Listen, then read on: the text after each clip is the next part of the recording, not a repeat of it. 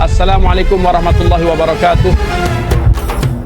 Saudara-saudaraku, kehidupan ini hanyalah sementara dan kita semua sedang menempuh perjalanan menuju akhirat. Apa yang sudah kita persiapkan untuk bekal di akhirat nanti? Marilah kita bersama-sama merenungkan dan memperbaiki diri.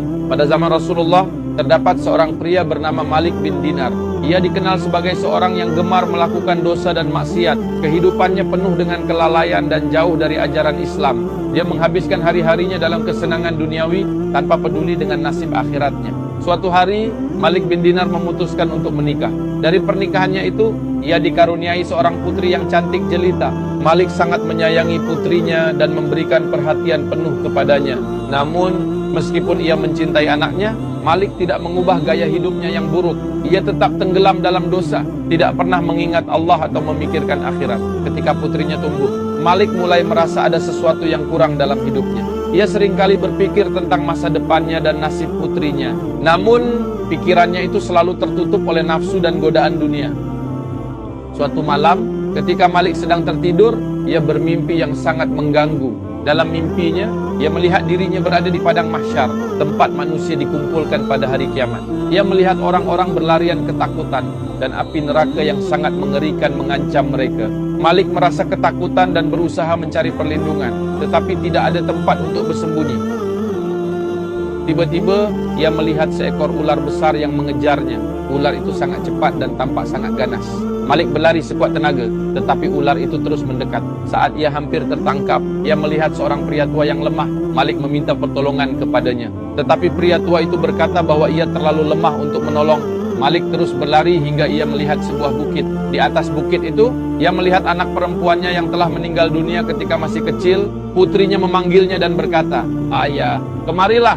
Malik segera berlari menuju putrinya, dan anak itu mengulurkan tangannya untuk menolongnya. Dengan sekejap, ular besar itu menghilang. Malik merasa lega, tetapi hatinya diliputi rasa bersalah yang mendalam.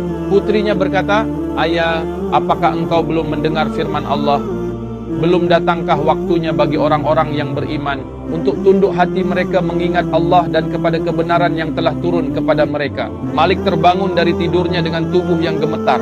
Mimpi itu begitu nyata dan menggetarkan hatinya. Ia menyadari bahwa hidupnya penuh dengan dosa dan kelalaian, dan jika ia terus seperti itu, nasibnya di akhirat akan sangat mengerikan. Setelah mimpi itu, Malik bin Dinar memutuskan untuk bertaubat dengan sungguh-sungguh. Ia meninggalkan semua perbuatan buruknya dan mulai mendekatkan diri kepada Allah.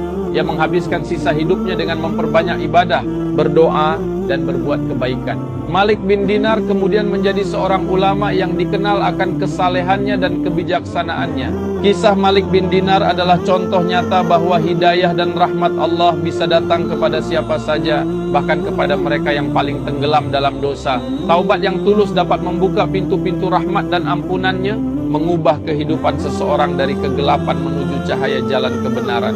Saudara-saudara, marilah kita mengambil hikmah dari kisah ini. Dalam setiap ujian dan cobaan yang kita hadapi, Allah selalu menyediakan jalan keluar bagi hambanya yang sabar dan tawakal. Semoga kita semua senantiasa diberi kekuatan untuk menghadapi segala tantangan dengan iman yang kokoh dan hati yang ikhlas. Ingatlah bahwa setelah kesulitan pasti ada kemudahan, dan setelah ujian pasti ada kemuliaan. Semoga Allah melimpahkan rahmat dan hidayahnya kepada kita semua. Amin ya rabbal alamin.